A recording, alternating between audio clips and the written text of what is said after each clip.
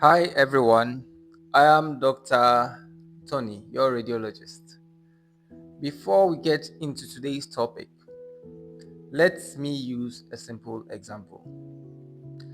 Imagine driving your car and suddenly a small warning light shows up on the dashboard. The car still drives, right? Nothing feels wrong, but the little light is telling you something. It's telling you that something needs attention before it becomes a big problem. And that's exactly how symptoms like HPV positivity or blood in the urine behaves. HPV meaning human papilloma virus. They don't always mean that something dangerous is happening, but they act as warning lights that should never be ignored. Today, we are breaking down what HPV really means, why blood in the urine can sometimes be confusing, and the imaging or test you may need to stay safe. So, first, let's address blood in the urine. The cervix, the bladder, and urethra being the tube that carries urine from the bladder, are in close proximity to each other. So, blood may appear in urine because one, there might be inflammation, infection, or tumor growth on your cervix, and that can irritate nearby tissues. Sorry for saying your cervix, on the cervix. Sometimes vaginal bleeding mixes with urine and it gives the appearance of blood in the urine. I would like to also emphasize that you can still have blood coming directly from your the urinary tract.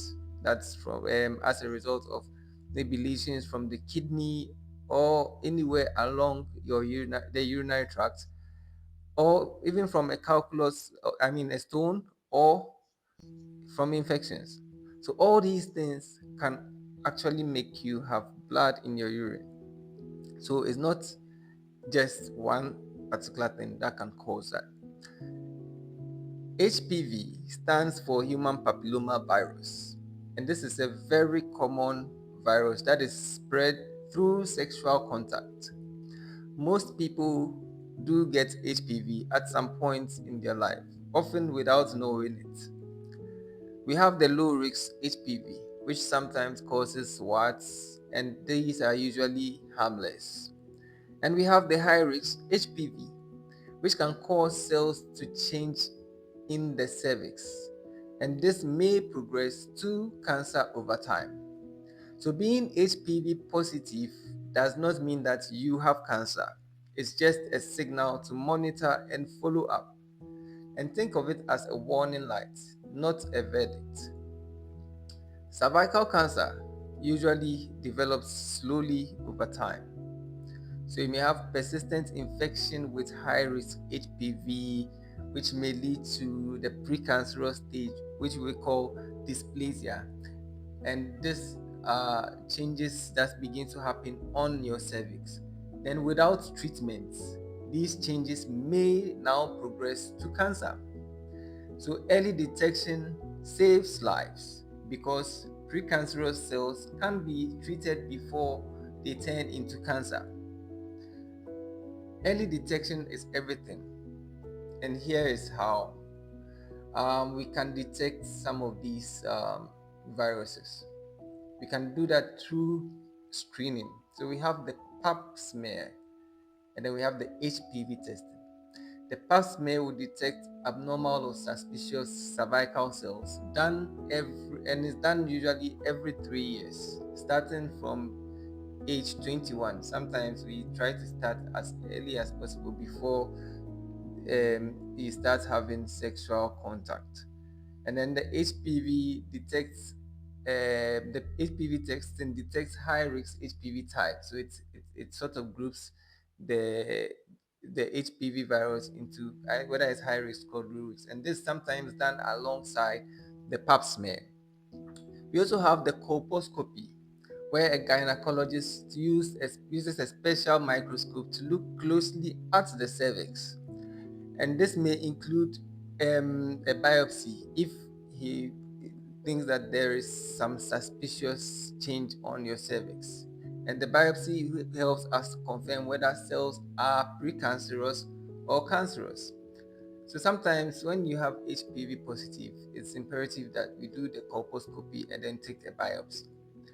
We also have preventative measures, which includes vaccination. And vaccinations has come in recent times to help protect us against the most common high risk strains. Understand? So recently in Ghana, we had health professionals moving from school to school trying to vaccinate children. Not, I mean, not children, but people who are within their reproductive age.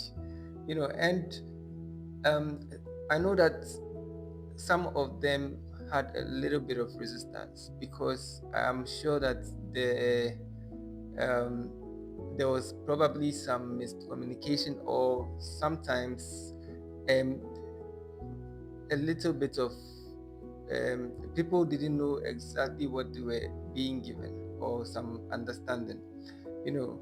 But then it's just to let you know that the vaccination is there to help prevent um, you from getting these infections that can lead to precancerous stages and cancer.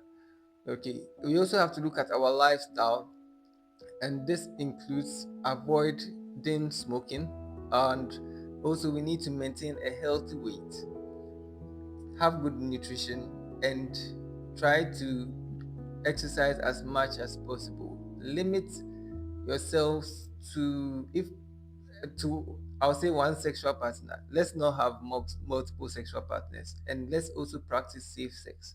Understand? Because the more partners we have, the higher the chances of us getting um, this infection. And also, let's try to um, have prompt follow up as soon as we test positive for HPV. So whenever we do the screening and it comes out that HPV is positive, or we have an abnormal pap smear result, let us not delay at home.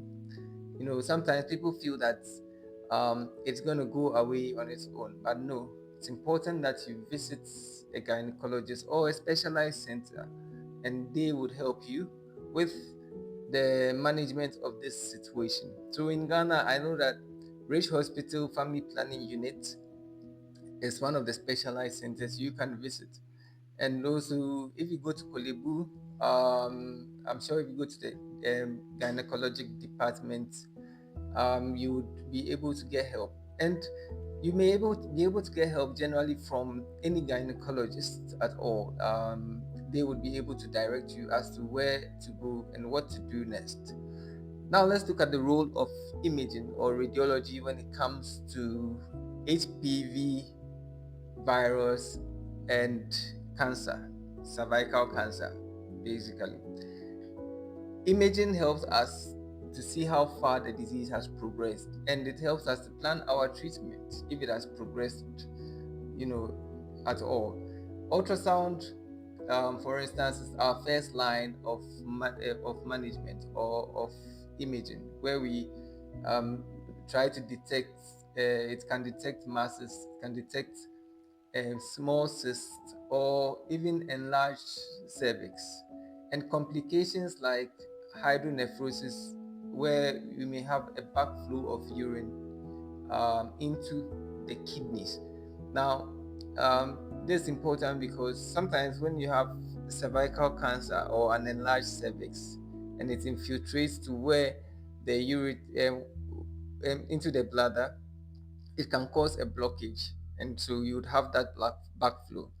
So the other thing imaging we can do is that we can do an MRI of the pelvis, and this is the most accurate exam for cervical cancer staging. So this is where maybe a client has not um, done any screening, probably had HPV infection, and then later on it was detected that the patient had a cancer, unfortunately. So here we would have to do an MRI of the pelvis to see the extent to which the cancer has gone. So it helps us look at the size of the tumor, the depth of invasion, and the involvement of other structures around it, and also to look and see if some lymph nodes are involved. Then we have the CT scan, which helps us to check for the spread of cancer outside the pelvis. So this would include your lungs, your liver, the bone. Is very good for the bone. Then we also have what we call the PET-CT scan. And with a PET-CT scan, it helps us to detect active cancer cells throughout the body. So this one is the whole body. And so imaging guides us when it comes to treatment. However, it does not replace biopsies. It just shows us how advanced the disease is gone. So biopsy is very important for us to know that okay, this is a cancer with cancer cells coming from the cervix, more or less a cervical cancer. Let's look at our treatment options. When it comes to HPV infection and cervical cancer, when it is picked early, we have a great chance of treatment. So for the precancerous stage, abnormal cells have not yet become cancerous. So this can be treated with minor procedures such as what we call cryotherapy. Cryotherapy, we freeze the abnormal cells around on the cervix, and then we scrape them off. Then we have the LEEP, LEEP, which is the loop electrosurgical excision procedure. And this one uses a thin electrified wire, and this wire is used to remove the abnormal tissue. And usually, this is an outpatient procedure, and it preserves most of the healthy cervix. Okay, so you don't need to go on admission for this procedure. These are minor procedures. We also have the laser therapy, where we use lasers to focus on the affected areas, and then we get rid of those cells. And then we have the cone biopsy or conization, where we take a chunk of the cervix with the cells, with the abnormal cells out, you know. And after doing that, we take it for with the advantage with this that after taking out, we can take it for to the pathologist for him to look at the cells and to look at the margins to be sure that we've taken out all the suspicious tissues. All right, so for early stage cancer, surgery is necessary to remove parts or all of the cervix. And with the surgery, sometimes we may be able to preserve fertility. However, in advanced stages, we may need a combination of radiation therapy and chemotherapy. With early detection and prompt treatment, however, most women recover fully and they live healthy lives. Okay, so what are the takeaways from today's topic? Blood in the urine or abnormal bleeding should never be ignored. HPV positivity is a common thing that happens, but monitoring is what is important once you test positive. Early detection through pap smear, HPV testing, and colposcopy saves lives. And imaging helps to guide treatment and shows how advanced the disease is. We also have treatment options from minor outpatient procedures where you don't have to be admitted to surgery, radiation, and or chemotherapy depending on the stage of the disease. So if it's an advanced cancer, then you would have to undergo all the three procedures: surgery, chemotherapy, and radiotherapy. If it's just in the precancerous stages, the outpatient procedures such as the um, colonization and then the laser therapy can do the job. Getting to the hospital early is important. And I mentioned that in Ghana, Rich Hospital and Kolibu Hospital are reliable centers, and gynecologists can also guide you to where you can get care. So, the key message: cervical cancer is preventable and curable when detected early. Don't ignore screening and don't panic. Take action now. I am Dr. Tony. Stay informed, stay proactive, and share this video. Please share this video. I realize that a lot of the time people watch but they don't share and they don't subscribe. So please do share this video and help another woman who may be silently worried about HPV positivity and cervical cancer. Thank you and have a good day.